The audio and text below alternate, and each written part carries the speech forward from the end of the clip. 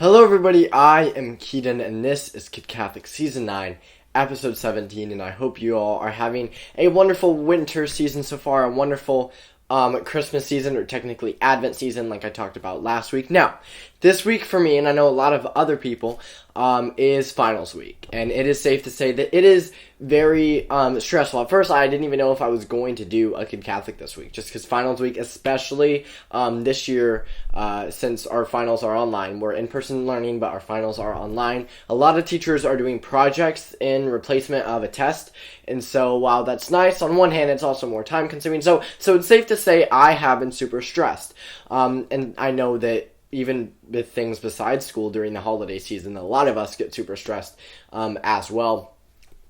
And so that is what I wanted to talk about for today's episode, this being stressed out, time management. Because even when we're not stressed, I think the biggest excuse that we have for not praying is time. We don't have time, I'm busy, I have this to do, I can't right now. And sometimes I get it, right? Like, I have done that myself a lot, where I think, I have too many assignments, or I have this to do, I just can't pray right now. However, something that I want to talk about is the idea that instead of us managing our time, it should be God managing our time.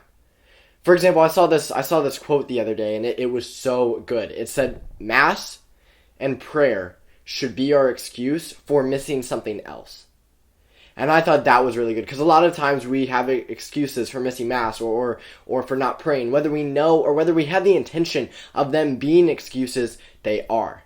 God should be the one managing our time. And I want to look in the Bible. He makes it very clear in the Bible to just not worry that we are in his hands, right? Too often we worry about tomorrow. We worry about what the future is going to hold. And so for this episode, I have several Bible verses that I want to look at. The first, I cannot pronounce words today. The first being Matthew 6:34.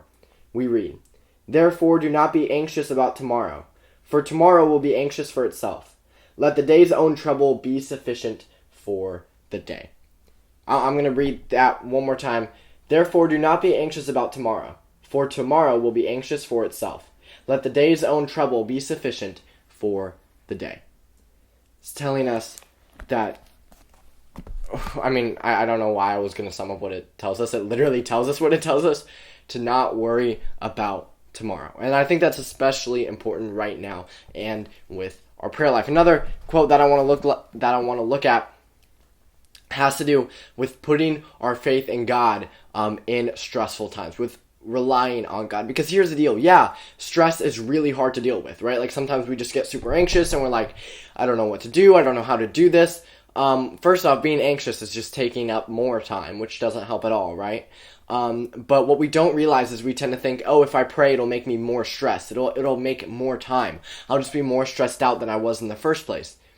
When in reality, prayer, relying on God, coming to God, makes the stress so much less, because we have that encouragement from God. I want to take a look at Isaiah 41, verse 10. We read, "Fear not, for I am with you. Be not dismayed, for I am your God. I will strengthen you, I will help you, I will uphold you with my victorious right hand." God is literally telling us right here, fear not, for I am with you. So I think that's important, a very important time in this Christmas season, even though, again, it's technically Advent season, because Christmas doesn't start until Christmas Eve in the Catholic Church. However, I think that it's very important during this time to sort of take a step back from everything. Take a step back from this world that we're all caught up in, whether it be finals, whether it be busy shopping, whatever it may be, right? We need to take a step back and think, like, what are we here for? What is more important, finals or getting to heaven, right? And I'm not saying that finals isn't important. Obviously, it's important. Obviously, it's important to get good grades and do well and all that, which I definitely have the most perfect grades. What are you talking about? What I'm saying is, God should be our absolute priority, right?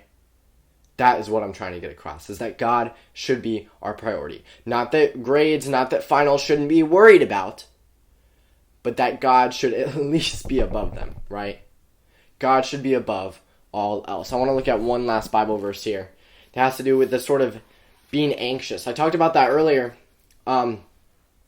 How sort of the stress, this worrying, it comes into anxiety, to being anxious.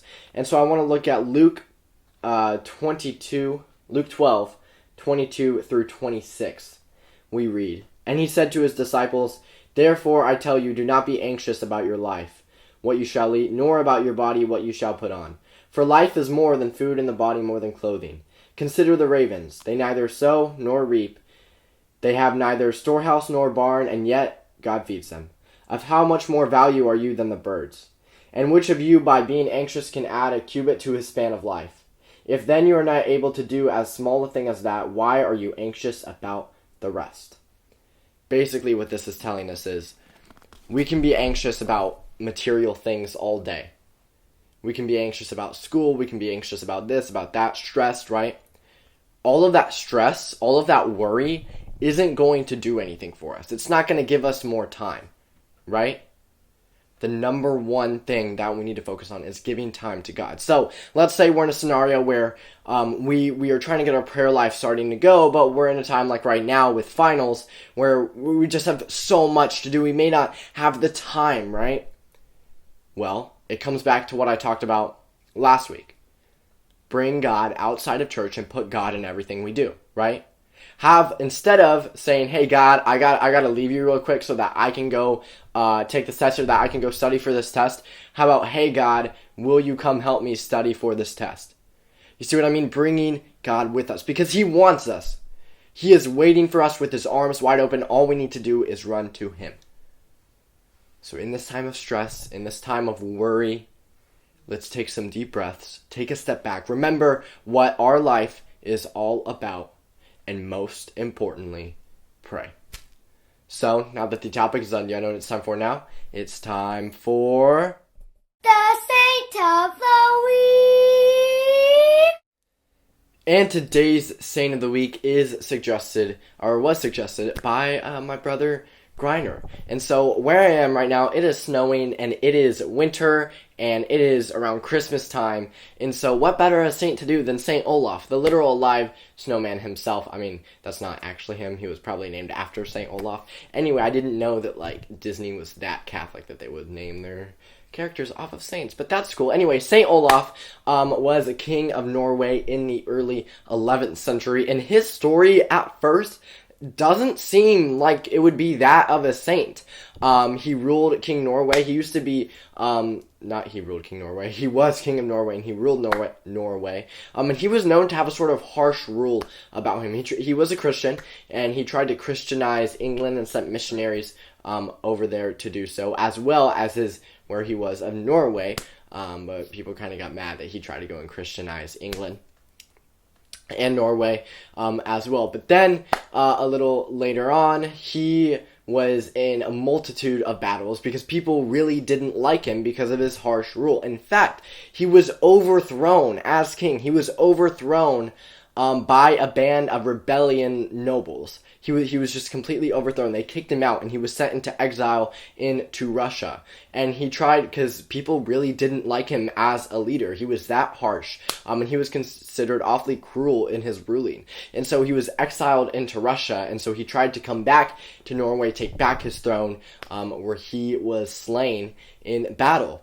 And so just hearing that story, I thought, how is this guy a saint? What makes that saintly? And immediately after his death, he wasn't considered holy. He wasn't considered to potentially be a saint. It wasn't until there were so many reports of miraculous things happening at his tomb, especially miraculous healings of people taking place at his tomb, that Christians actually started to take notice. And I think that's a pretty cool story, and I'm not trying to say that he was just an awful, evil guy, but he wasn't the ideal image of a saint that we have in our heads, right?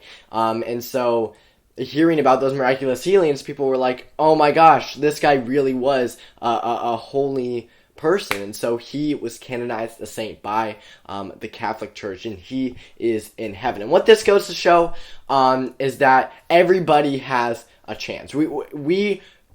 I've said this multiple times, we cannot judge people, right? If we were to go back in time and just judge his life ourselves, we would say, wow, like, how is he in heaven? It's not up to us to judge. It's up to God. God always forgives. God has that eternal mercy, and clearly St. Olaf had that true change of heart. And it goes to show that all of us have a chance, that all of us have a shot, that we are never too far gone for God like we may think sometimes. So anytime we may be feeling like we're just too far away from God, we don't have enough of a prayer life for God, or even anytime we're stressed like we are right now, we can always look through St. Olaf for help. St. Olaf, pray for us. So, before you click off this video, really quickly, guys, I am doing in-person talks again since the COVID shutdowns, and so I would love to come to speak to your school, church, youth group, parish, whatever it may be, wherever it is. So please go to kidcatholic.com, go to the contact me page, and you can email me and we can work out details about it from there, which would be awesome. You also please go to kidcatholic.com. In general, there are so many awesome things you can do on there. All my videos are up there, all my t-shirts are up there, details about my speaking engagements are up there. Please check out all 3 of my social medias, Facebook, Twitter, and Instagram. The link to all 3 of those will be in the description down below. Please like the video, please click the red subscribe button down below, and please comment any saint or topic suggestions that you might have. I want to say happy Advent to all of you and your families, and I will see you all next week, and hi Brielle.